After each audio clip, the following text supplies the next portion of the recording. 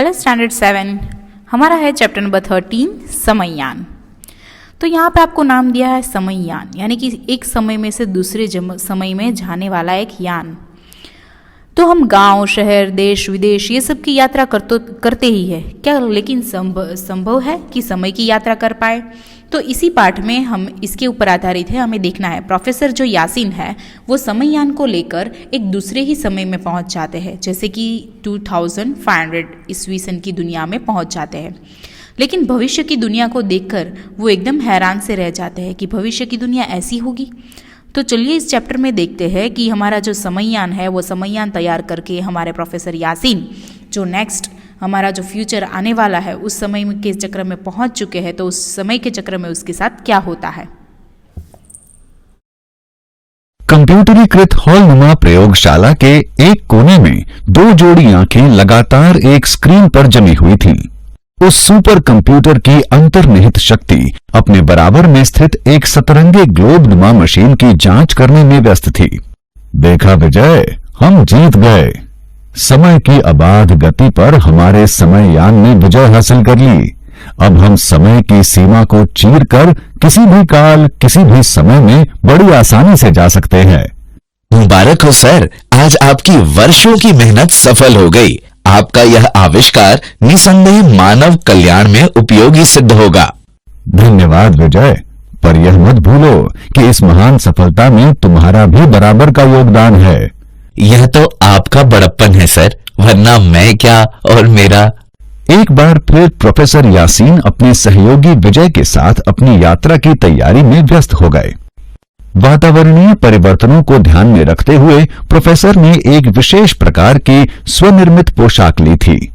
अब वे किसी अंतरिक्ष यात्री की भांति लग रहे थे जो किसी नवीन ग्रह की खोज में अनंत आकाश गंगा में प्रवेश करने वाला हो। अंदर पहुंचते ही उन्होंने कंप्यूटर को चालू कर दिया। आहिस्ता से समययान धरती से आधा फीट की ऊंचाई पर उठा। उसका सतरंगा आवरण तेजी से घूमने लगा।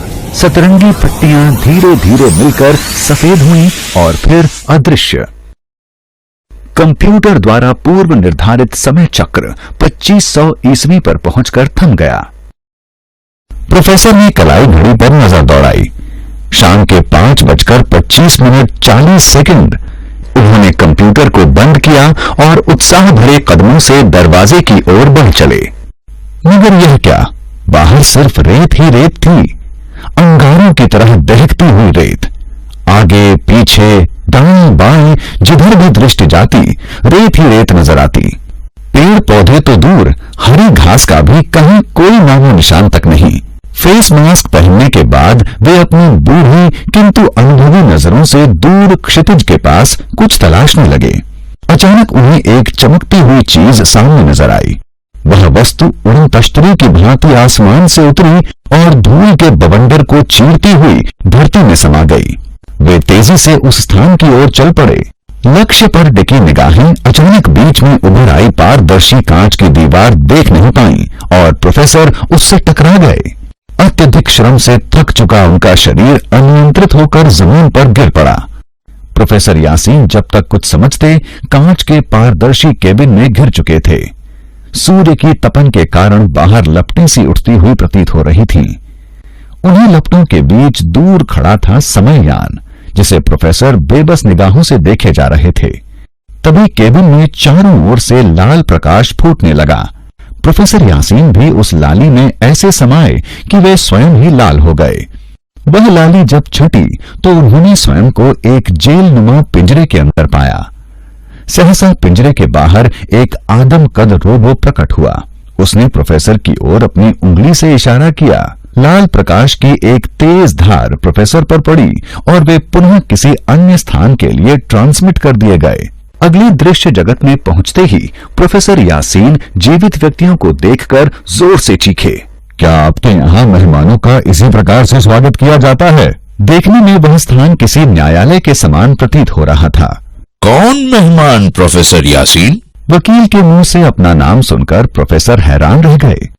वे अपने मनोभावों को नियंत्रित करते हुए बोले, मैं। और कौन? आप। वकील को मुस्कुराता देख प्रोफेसर चिड़चिड़ा गए।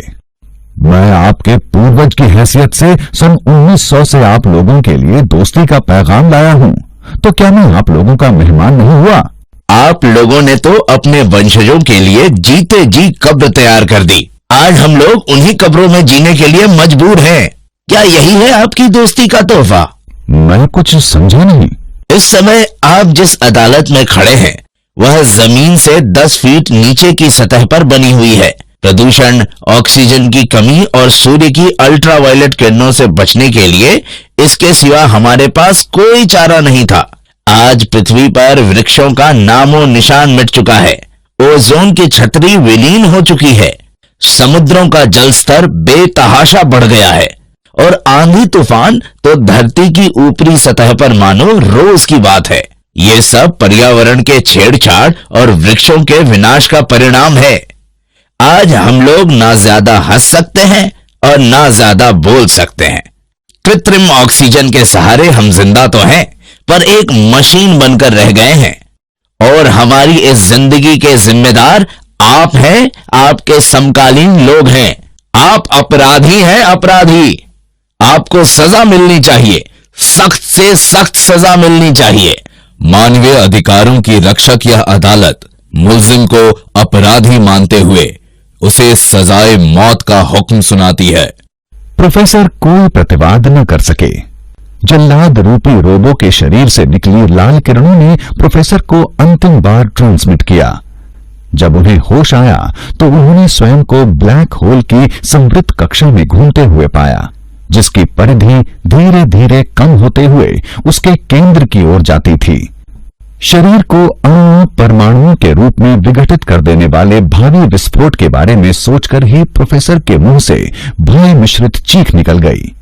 डर के कारण उनकी आंखें अपने आप ही बंद हो गई थी। लेकिन जब उनकी आंख खुली तो न ही वहां अंतरिक्ष था और न ही ब्लैक होल। वे अपनी प्रयोगशाला में आरएम कुर्सी पर बैठे थे।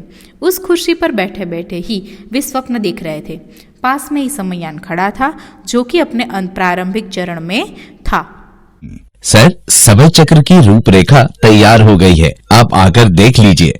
नहीं विजय, अभी हमें समय चक्र नहीं बल्कि अपने समय को देखना है, अन्यथा सारा संसार जीते जी कब्र में दफन हो जाएगा।